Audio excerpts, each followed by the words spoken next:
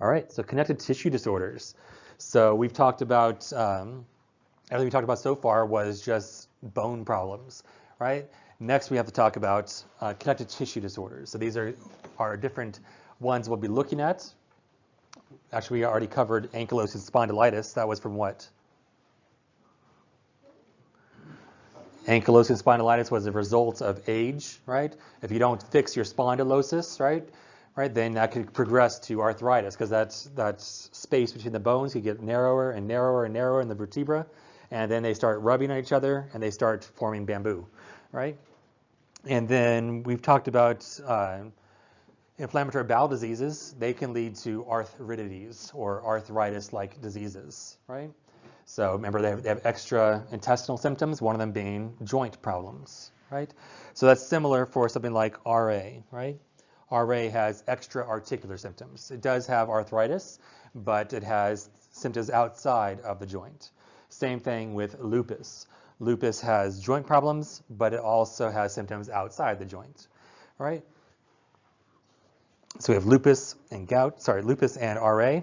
And then gout is on its, it really just affects joints, it can affect your kidneys, but just because of the uric acid crystals. And fibromyalgia is just joints as well, but it also causes like fatigue and such, but it's primarily localized to the joints. And osteoarthritis is the OG, that is the arthritis of your joints, right? 1 in 4 Americans has arthritis. It's an incredible impact on the workflow, on working, on survivability, right? So RA is not as popular as osteoarthritis, but OA is very, very common. RA, not as much. The deformities that usually happen with RA. You have arthritis and they're really deformed. That usually gets avoided now as long as we start medications as soon as possible, right? And all those medications, unfortunately, are medications that are going to stop different parts of the inflammatory cascade, right? And they're very, very specific medications. Methotrexate's on there, which is nice. All right, so overview of OA, right? So it's not bone inflammation, right? So the bone's not inflamed because of cancer, because of metastasis. It's actually degeneration of the bone. The bone itself is gnawing on the bone next to it, right? And because of that gnawing, that's what causes the inflammation. It's not like inflammation caused it, right? It's like obesity causes inflammation, and that causes cancer. But that inflammation did not cause the bone to break down. That was the obesity itself. It's a mechanical problem, the mechanical compression of the bone on bone. Okay, most common form of arthritis, right? Leading form of chronic disability. 80% of people that get OA will have debilitating injuries, and they cannot work further. Right? It's a wear and tear problem, and it's usually one side. It's unilateral. It is not going to be both knees get affected. Both knees may be bad, but it's going to be one knee that's affected or one joint that's affected, right? So wear and tear, if they are a UPS driver, right, making $150,000 a year, they're going to be popping. They're going to get arthritis, osteoarthritis of the shoulders and such, right? So it involves all parts of the weight-bearing joints. So most commonly, knees get affected. Right, so knees are number one. We get hips, right, next, right, and then we get our hands and fingies, right. So we have our fingers have different joints in them.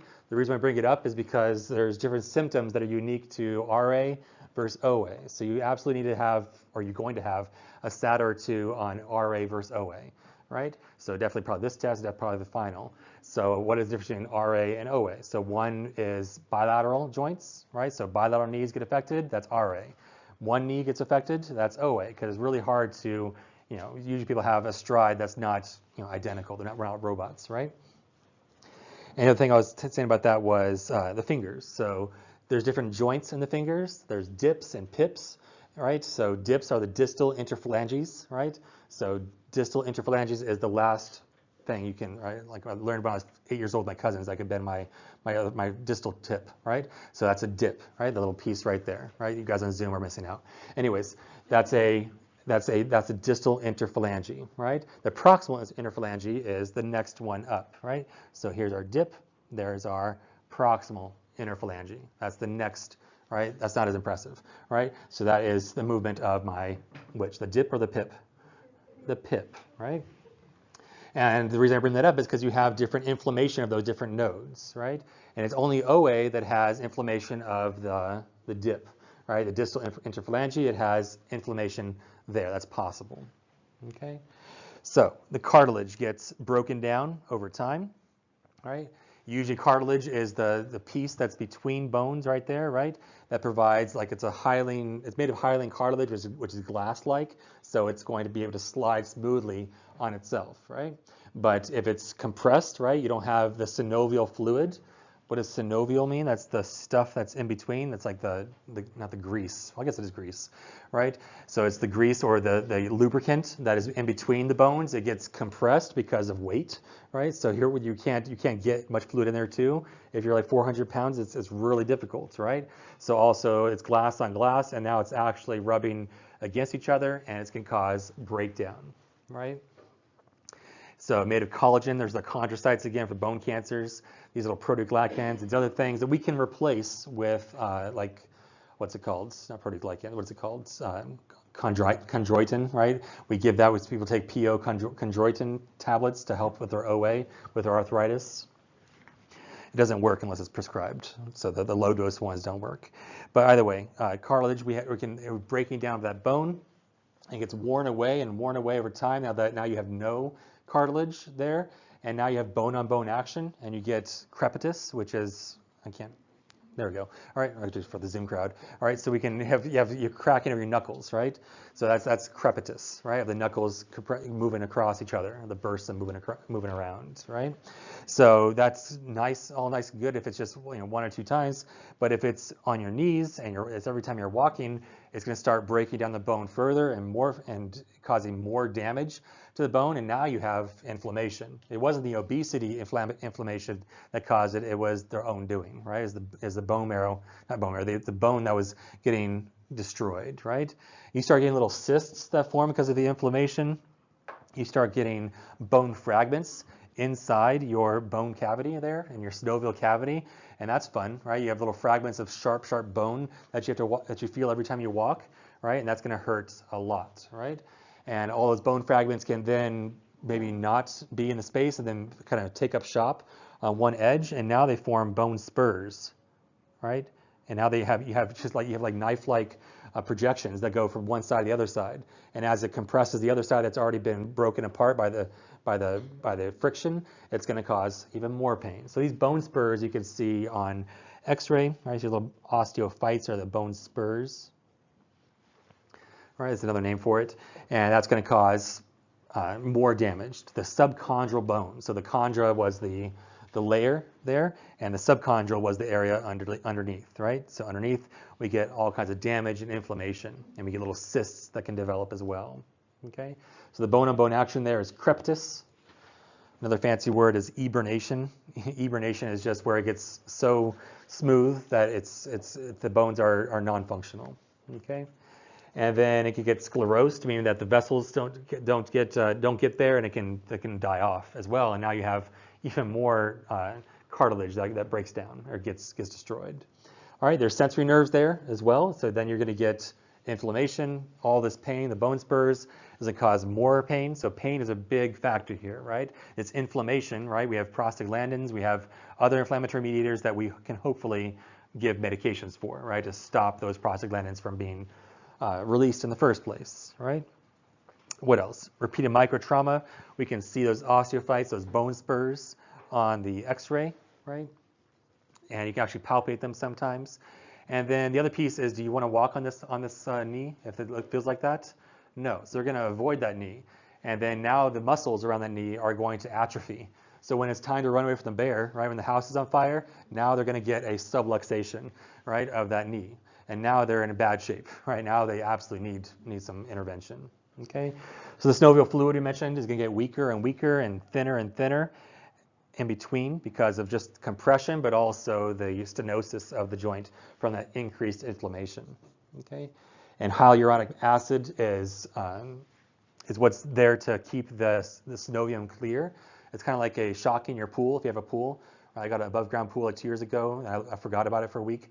And then now you need to shock the pool, right, to get rid of all the stuff and make it clear again, right? So that's what hyaluronic acid does. I'm not sure if you put that in your pool or not, but you put the hyaluronic acid, it's going to be, oh my eyes. And so the hyaluronic acid is going to break apart all the stuff that's there to keep it clean and moving as good as it optimally can, right? So we can give little injections of that if we need to. All right, so risk factors, it can happen with age, but it's not a normal part of aging, right? You should not get this when you age, but aging puts you at risk, right? Obesity, that's the most modifiable risk factor. So obviously we're going to teach them what? Diet, exercise, no smoking, no alcohol, the things, right? And then jobs, repetitive motions, especially the hands.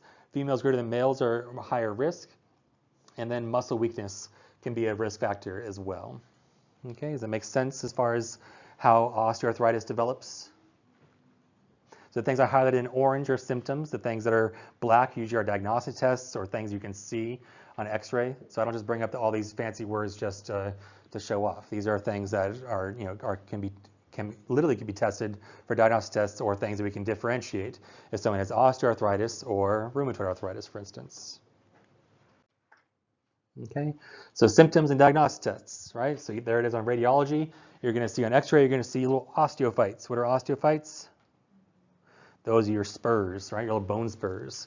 The space between the bones, right, is going to be very, very thin because all the fluid's been pushed aside, right? The muscle gets weak. So you can actually see on X-ray the muscle is not as prominent as it would be. Okay, but as far as the symptoms, right, they're going to have pain, obviously, bone on bone and bone spurs and broken down cartilage and these cysts and everything, which you can see on X-ray too. You're going to have a joint that is very, very painful, right? And they're going to complain of a unilateral joint, right, that hurts. It's asymmetric, whereas rheumatoid arthritis is symmetric.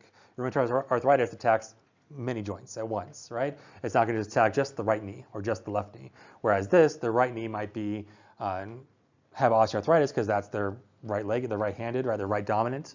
Okay. So you got a tender, painful joint, right? It might be swollen because of all that inflammation that's there. The bone can be deformed, especially on X-ray, but also if you palpate it, you can see that the bone has overgrown in that area because of the inflammation. It's trying to repair itself imperfectly, right? You got a swollen, deformed bone. You can have crepitus or grating sound. You might know somebody who always gets up off the couch and they have all these cracks, right? What was that? All right, that was grandma, right? She's getting up out of bed, right? So the pain is progressive. It's going to get worse throughout the day. So in the morning, it might feel great because they've rested all night, right? But if they wake up, they start moving around and they walk to work and they get to work, it's like, right? They're going to have a lot of pain, right? It improves with rest, whereas rheumatoid arthritis gets better with activity. This one gets worse with activity. So here's a rheumatoid arthritis down here. There's a preview spoiler, right? And here's osteoarthritis on the left. Okay, so you have morning stiffness, not morning wood, but morning stiffness, right? That is going to be, we'll talk about that with male GU, right? That's actually important that they have morning wood. Anyways, these guys don't have morning wood, they have morning stiffness, and that is and then that can get better with activity, but it's going to hurt with activity. All right. All right. So osteophytes of the hands, right? And they're going to get swelling of those hands. That's where we talk about the pips and the dips. Right? So I got swelling of the distal phalanges. That is unique to OA, right? That's called Bouchard's nodes, but it's just distal phalanges get, if you think proximal and you add a B to it, you get Bouchard. I guess that's the best I can do, all right? As a mnemonic for which one is pip or dip. And then distal interphalanges, that's your, it's a proximal. The distal ones are the Hebert's nodes, I don't know. Either way, diagnostic tests we can get X-rays to see the level of destruction, and they might need to have surgery at this point, right? But we can do labs to rule out rheumatoid arthritis. So if someone comes with arthritis like this, and it's not terribly clear. The ESR is your erythrocyte sedimentation rate, the speed at which something settles, and the RBCs settle. It'll settle faster if you have inflammatory disease like lupus or rheumatoid arthritis. Not so much with OA. It's not a body-wide inflammation. It's just a localized inflammation. All right, so the treatment. So the goal is to decrease pain and hopefully help them increase their range of motion. All right, non-pharmacological, we're going to reduce weight. All right, that can be a big factor to help with this disorder. And oftentimes, when you get obese, your center of gravity gets pushed to the side, and you might need to get orthotics to get you back on track, right? So you wear orthotics to get to the anatomical, back to anatomical position, because when you're going on the side right here, you can see how our legs are going outward, right? And we're not going to be, if you watch someone who's obese or even pregnant or even compared to someone who's thin, they have a different waddle, right? So it's a different way of walking, and unfortunately it puts strain on the joints where it's not meant to be put strain on, all right? So we got footwear, that's orthotics. Who else uses orthotics on the list there? Scoliosis wears orthotics. They wear orthotics in their shoes, which are orthotics, and they wear a brace as well. Okay, so we might need a walking stick or joint protection with a brace as well. So we've got our brace right here. I thought I put a brace on there, but anyways, they got a brace on the knee. There it is. So you got a brace on the knees to keep the knee stabilized because their knee is weak, right? Because the muscles have atrophy because they don't use it as much. They have a lot of disuse. Right? Heat cold compresses can work. PT/OT to improve range of motion. What is CBT? Cognitive behavioral therapy. I can do this. I can walk.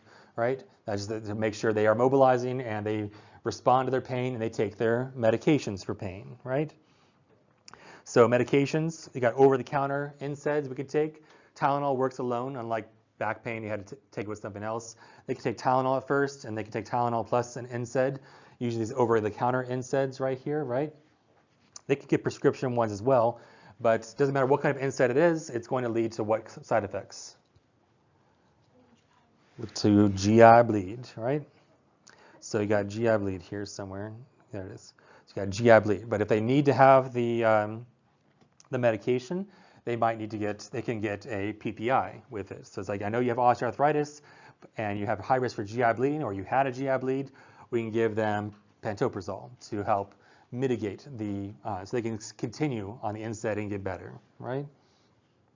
So what else? So we got Tylenol, NSAIDs, and just to review how they work, right? NSAIDs are stopping arachidonic acid, right? They are COX blockers. They are blocking that enzyme, and they are stopping it from converting the cell membrane up here, right, into prostaglandins. Prostaglandins cause pain, right? Tylenol works a little further down the pathway, so it doesn't have all those side effects of GI bleeding and nephrotoxicity and ototoxicity like NSAIDs do. But what side effect does it have? Does Tylenol have? It's liver toxic, right? So we have to know the max doses. So max dose for Tylenol is 4 grams. Aspirin, which is an NSAID, is how much? 4 grams. So just add a few here. We got ibuprofen, about almost half that, 1.2 grams. And naproxen is also over the counter, 600, 660. All right.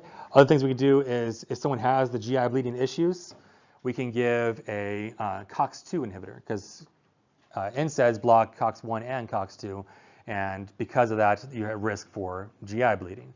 So we can give this colecoxib. It's the only one on the market right now. All the other ones caused clotting, MIs, and strokes, so they got taken off the market like 10 years ago.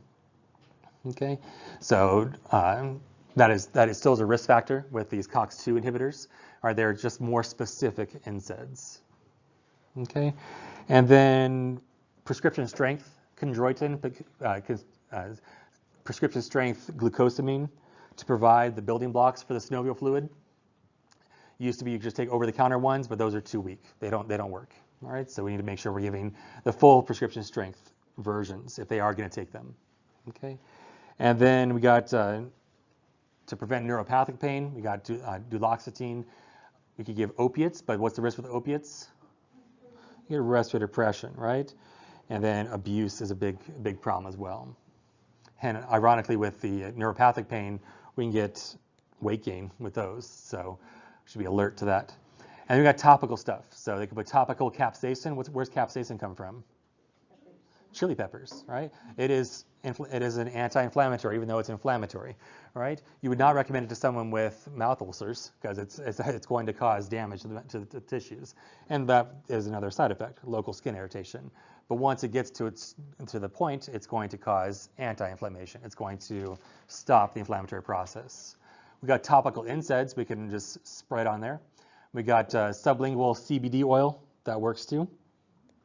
And we give injections, just like we did with lower back pain. We give injections of steroids. We give injections of steroids to someone with knee pain or hip pain or the like, right? Usually 4 per year is all they get, all right? It relieves the pain for about 1 to 3 months, okay? It'll cause local discomfort, but it's not going to cause body-wide symptoms. It's just right there inside the joint, okay?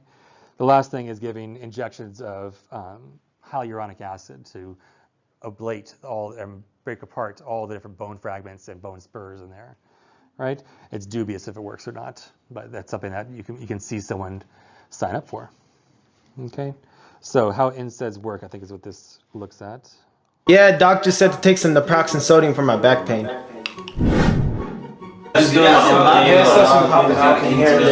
Can someone explain what's going on? So it all starts with me getting hurt, and then COX, the enzyme, become activated. And when that enzyme is active, the body produces chemicals like me to start the healing process. And no one likes me, but I'm the healing process. So COX, if you weren't here, none of this would happen.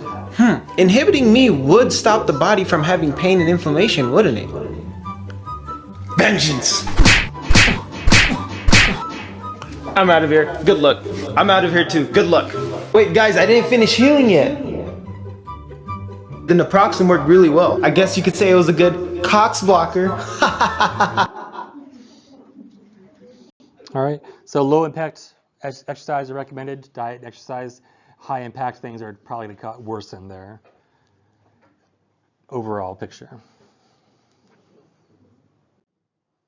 All right, so surgical treatment. How do you fix this with surgery? Because obviously it's going to progress to the point where medications don't work. And when medications don't work, just like with lower back pain, we have to proceed to surgery, right?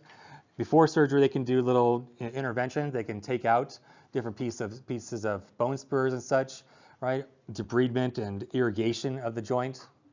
They can do a synovectomy, where they take out excess membrane, excess overgrowth, right? They can fuse the joint together. That's like so 1970s.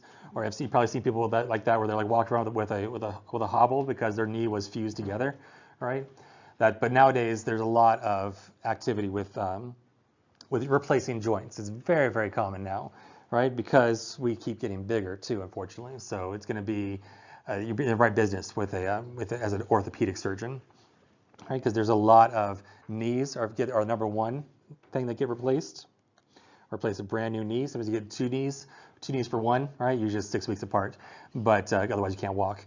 So we do one knee and then they get better and they get the other knee and they have a recovery of like 12 weeks and they're back to normal. They got brand new knees, right? We can replace the hip, a total hip replacement versus a total knee replacement, and we can replace other things as long as they, if they have the osteoarthritis or they have the point where it's causing deformity. So that's usually when we're going to step in, or they failed medical treatment, there's tissue destruction, there's atrophy of the muscles.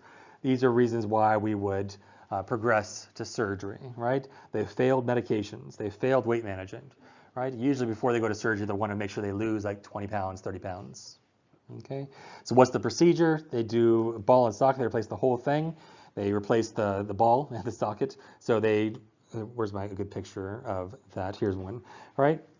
So they replace the acetabulum there, and they then replace the femoral head, the femoral head gets replaced, and the place where it goes gets replaced, because both of them have been degraded over time. So here's like the degraded osteoarthritis, right? So that needs to be managed. So we're going to shave it all down and then put a big piece of metal in there, a big piece of titanium, and the other side we're going to stick a huge spear as far as it goes, and hopefully it lines up, and then now we have a brand new hip, right? And they can leave within 12 to 24 hours, right? They're good to go, okay? They're going to have some pain, so we give pain medications to help them mobilized, right? There's such a thing as cemented and uncemented. Basically, cemented means they just kind of fill it up with glue and hope for the best, whereas uncemented means they just stick it down as far as it goes via friction so that it sticks into the bone as much as possible, and they kind of nail it in place. All right, this is an example of the surgery here. Have you ever wondered how a hip replacement is performed? After the surgical approach is done, the damaged femoral head is removed and a new stem is inserted. The socket is then reamed and cleaned up and a new socket is placed. The hip is reduced and taken through a range of motion and ready for immediate weight bearing. Okay, so they get out of bed immediately. So here's complications and management of someone who has a joint replacement, right? This applies to OA, can apply to RA, can apply to any joint really that needs to be replaced, all right? So there's regular post-op complications in case you didn't get this before. You have the 5 or 6 W's, right? The first W being wind, right? That's what am I talking about? So you got 6, wind is like the first day or so. What a complications might happen the first day post-op for any surgery is they might get atelectasis and they get pneumonia because of that. So we encourage what? IS, right? Not IS every hour, because that means you're doing it 12 times during your shift, right? So it's IS 10 times per hour, right? Of course, they can bleed, but that's something like the first hour you're concerned about. But then water, they could get a catheter-associated UTI, so you want to make sure they are peeing. So with lower back pain surgery, they're a high risk for bladder problems because you're playing around with the lumbar region, so you have to be alert to urinary retention, right? So if they haven't peed for how many hours is it concerning? More than 8 hours is concerning. They should get what? Tamsulosin? No, they should get a straight cath, right? Walking usually happens like day 3 or so, right? That is where they should be mobilizing, right? If they're still in the hospital. Usually someone with orthopedic procedure is out of the hospital. But any other procedure, they should be walking, and that prevents VTEs, right? And in the meantime, if they're on bed rest, they should be getting squeezers, right? They should be getting SCDs. And then we got walking, we got wound infection. That's usually going to happen like day 7 to 10. It can take a second for that to develop. You're not going to get that day 2, right? They're going to be usually getting these problems with infection, after a week or so. So that's something good to teach if they're not going to be there in a week, right? So then make sure you look for signs of infection. What are signs of infection? You got redness, swelling, purulent drainage, right? Unapproximated wounds, things spilling out of the wounds that shouldn't spill out of the wounds, like carrots. I just told you I had to call a doctor once and let him know. It's like, I think there's a fistula. It's like, how do you know? There's carrots on my wound dressing. Anyways, then he finally came in. We're talking to him all night long. All right, anyways, we're getting prophylactic antibiotics for some if you're slicing through a skin, because there's staph on the skin. There's all kinds of other things on the skin. So we want to make sure we are giving prophylaxis. Usually it's Ancef is the brand name, or ceftriaxone. Cephazolin is the cephalosporin. Covers gram-positives mostly, a little bit gram-negatives. One of our cephalosporins to cover skin infections, right? It's one of the weaker ones. And then we got problems that can happen after a joint replacement. It can dislocate. And another fancy word for dislocate is subluxate or subluxation, right? So it might cause, so here is an example of subluxation. It has popped out of the socket, right? And they might come to the ER with that too. They call 911 because they've subluxated. So you can see here, you got one extremity that's shorter than the other, right? You have the foot is rotated, right? You can see here if there's a knee surgery, you have this dimpling, which should not be there. That bruising should not be that prominent, right? It's a dimple sign for a knee, whereas hips, they got abnormal lengths of legs. They have a hip that is rotated because it has subluxated, right? And they might get some nerve pinching, some sciatic pain as it pinches the nerve that runs right behind there. Okay, so put the nerve in yellow actually. So it can pop out, especially if it pops out posteriorly. So how can we prevent that? We can use an abduction pillow. We don't see that much, but especially if someone's really moving around a lot, like a grandma with dementia, they probably might need an abduction pillow. It keeps the hips aligned, right? And then discharge teaching, make sure they're staying mobile as much as possible, right? That's going to improve muscle strength and prevent the muscle from breaking down. And then what else? So if they have minimally invasive surgery, they can probably go home right away. And there's different options, different techniques they've done nowadays that kind of moves the muscles aside. Because back in the day, just slice through all the muscles and hope for the best, right? But now we have different techniques that help us. Okay, so CPM, continuous passive motion, these things don't work. They shouldn't be recommended, but you might see it out there as a therapy. It's like last line if they do use it. It's keep in post-op knee surgery. They might need it to keep the knee in motion. So just get out of bed. All right, you're fine. All right, that's the best thing to do. All right, so total hip replacement. Things you should teach is make sure they don't flex their hip more than 90 degrees. And what does a hip that's flexed look like?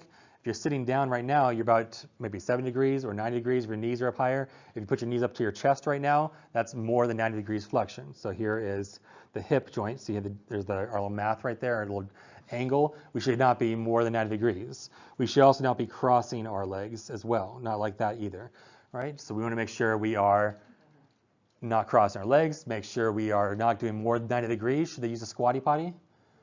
No, right? It's okay for constipation. No, I'm just saying they need to make sure they have a good, good dietary intake, fluids and such. They get a stool softener if they need to, but they should not be having low toilet seats, right? Should have elevated toilet seats maybe. Also, make sure there's no tripping hazards. So here's an elevated toilet seat right there. Make sure there's no tripping hazards. Throw rugs, are those cool? No, now we have a brand new hip, right? Especially when you have your kids over, right? You'll make sure that the toys are picked up. There's no tripping hazards. Right, no leg crossing, no hip flexion. And that's about 2 to 3 months. We're going to keep that. And then home safety, we mentioned that. We can wear non-slip socks, right? And make sure that they are as safe as possible.